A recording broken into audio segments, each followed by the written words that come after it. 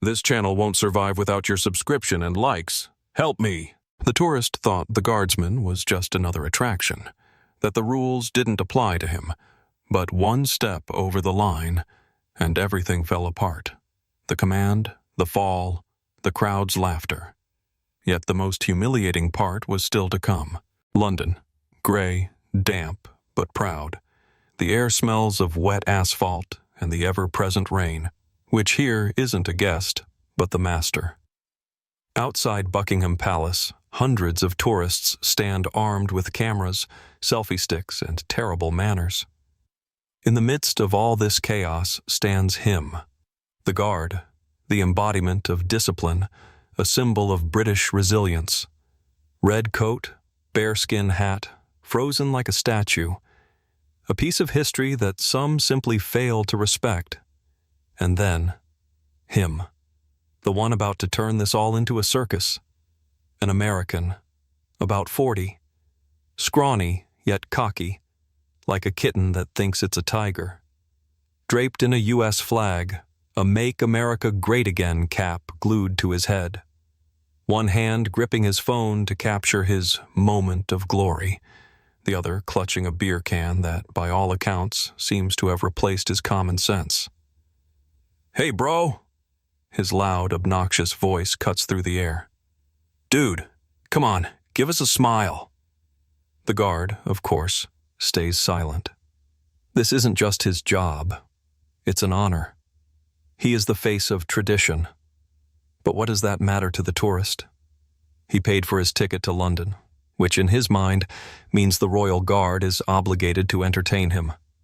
The crowd stirs. Phones are raised. After all, who can resist watching some loud-mouthed idiot trying to mess with a centuries-old tradition? All right, man. You don't want to smile, but come on. Isn't putting on a show for tourists kind of your thing?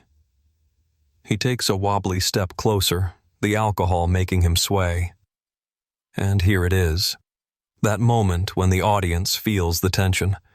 That moment when you just know someone is about to do something catastrophically stupid. But the tourist doesn't see the warning signs, or worse. He sees them and doesn't care. "If you won't have fun, then hell, I'll make you have fun." He starts unbuckling his belt. The crowd gasps. Some people laugh. Others turn away in disgust.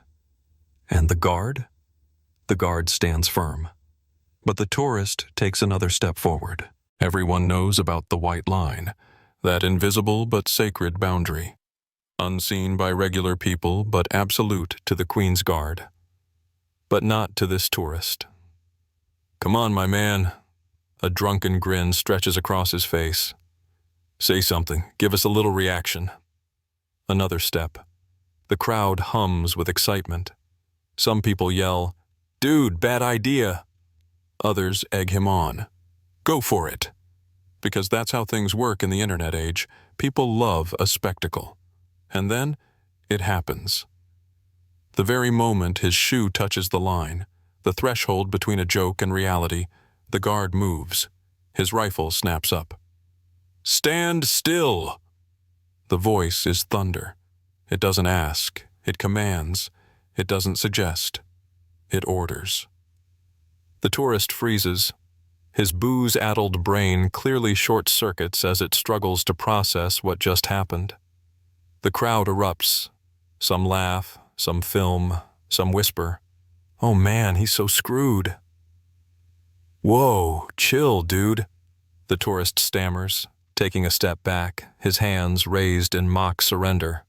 "Relax, man. I was just—" But his legs betray him. His foot lands in a puddle. He slips. And then he falls, loud, clumsy, like a sack of garbage hitting the pavement. The crowd loses it. Laughter explodes from every direction. But the show? The show's not over yet. The tourist, now soaking in a puddle of his own humiliation, desperately tries to salvage whatever dignity he has left. But today the stars are clearly not in his favor. He makes a sudden lunge to get up, but in his panic, he forgets one crucial detail. His shorts are already halfway down. And just like that, gravity does its thing. His shorts drop to his knees, leaving him standing there, not as some bold American hero, but as a pathetic sight. A grown man in stretched-out, faded underwear that has clearly seen better days. The crowd loses it.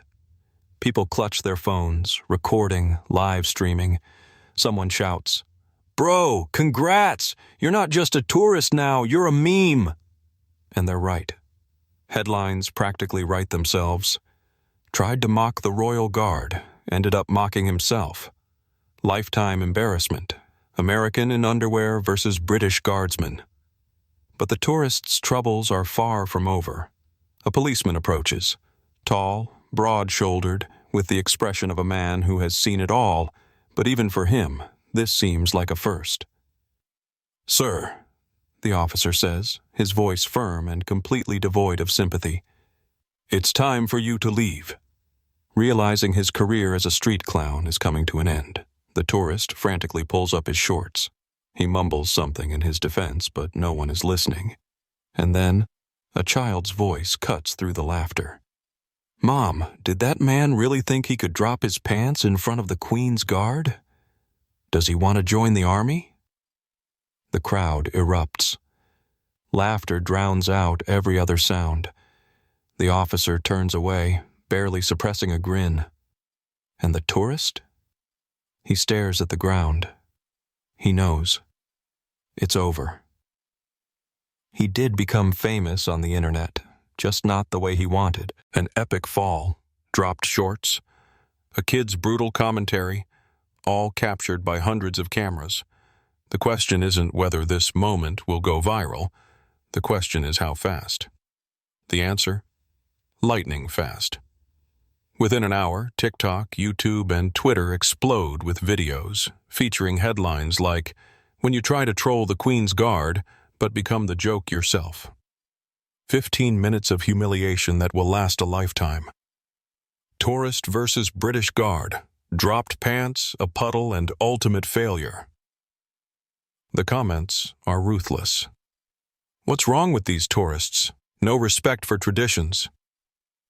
The guardsman didn't even blink, and this clown destroyed himself. This is why some people shouldn't be allowed near history or culture. The tourist leaves London. Is he ashamed? Unlikely.